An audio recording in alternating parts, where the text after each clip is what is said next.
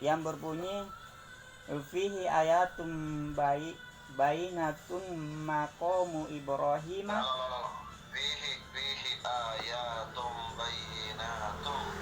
Fihi ayatum bainatum maqamu Ibrahim wa man dakhalahu kana aminan walillahi 'alan nasi hijjul baiti man istata'a ilaihi sabila wa man kafara fa innallaha ghafurun alamin, yang artinya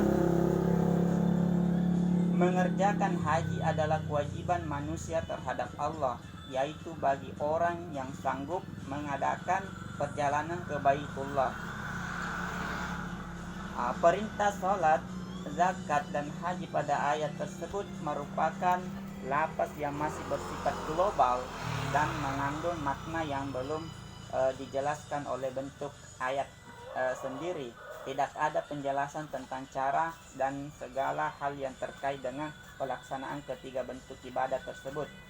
Kemudian Rasulullah menjelaskan dalam merincinya melalui tindakan dan sabda beliau. Kaidah yang berlaku pada lafaz mufassar adalah wajib diterapkan sesuai penjelasan dan rincian yang membentuk maknanya yang tidak mungkin dipalingkan dari makna tersebut. Jadi kita wajib mengamalkan apa yang telah ditegaskan dan diperinci. Kemudian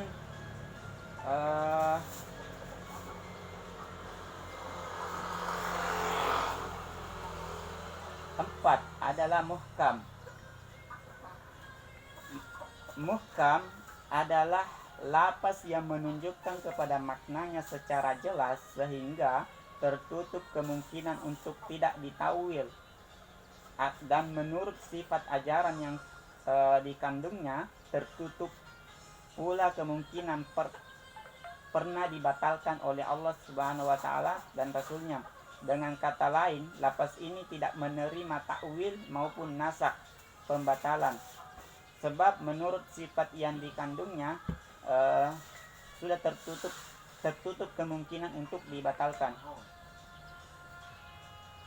Hukum yang ditunjukkannya tidak menerima pembatalan karena merupakan ajaran-ajaran pokok yang tidak berlaku pada nasakh.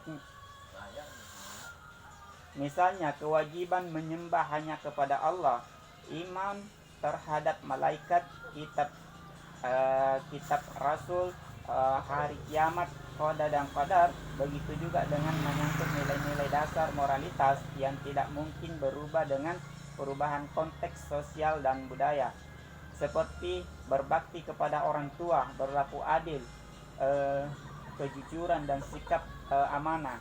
Lafaz muhkam tidak dapat dinasakh pada masa Nabi SAW, apalagi pada masa berikutnya. Lafaz muhkam terkait ayat dan hadis Nabi SAW memiliki dua bentuk.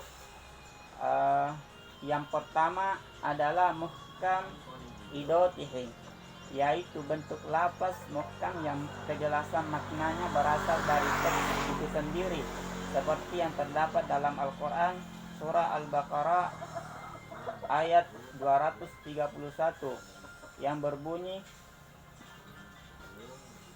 wattaqullaha wa'lamu annallaha bikulli syai'in alim, yang artinya dan bertakwalah kepada Allah serta ketahuilah bahwasanya Allah Maha mengetahui segala sesuatu.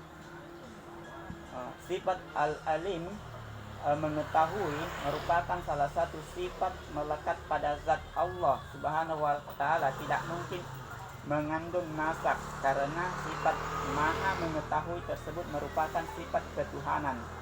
Kemudian yang kedua, muhkam ligoirihi,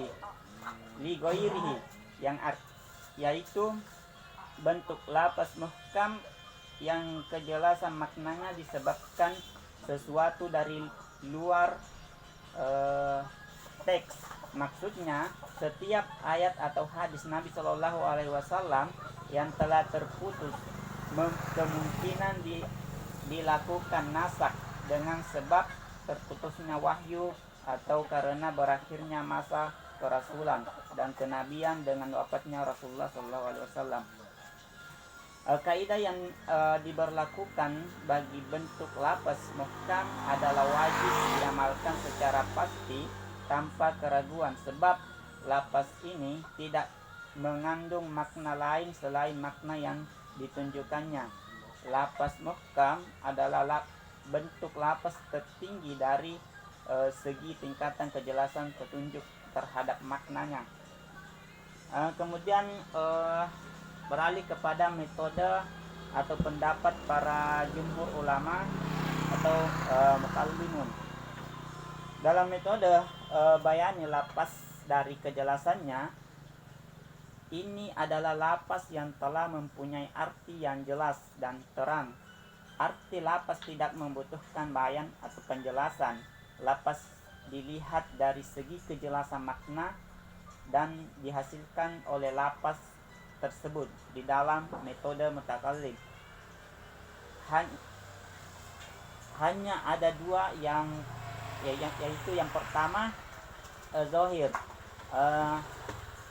Secara bahasa berarti al-wuduh atau jelas. Lafaz zahir menurut jumhur ulama,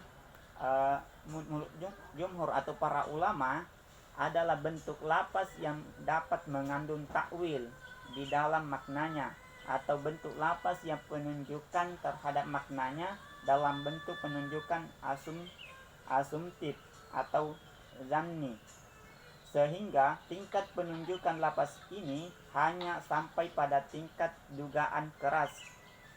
Dengan kata lain, makna yang dihasilkan dari makna zahir merupakan bentuk makna yang cepat ditangkap dari mendengarkan lafaz itu. Namun masih terdapat kemungkinan pengertian lain selain pengertian yang telah ditangkap. Contoh terdapat pada Al-Quran surah Al-Fat ayat 10. Dalam potongan ayat berbunyi, yada'ullahu fawqa aydihim. Bukan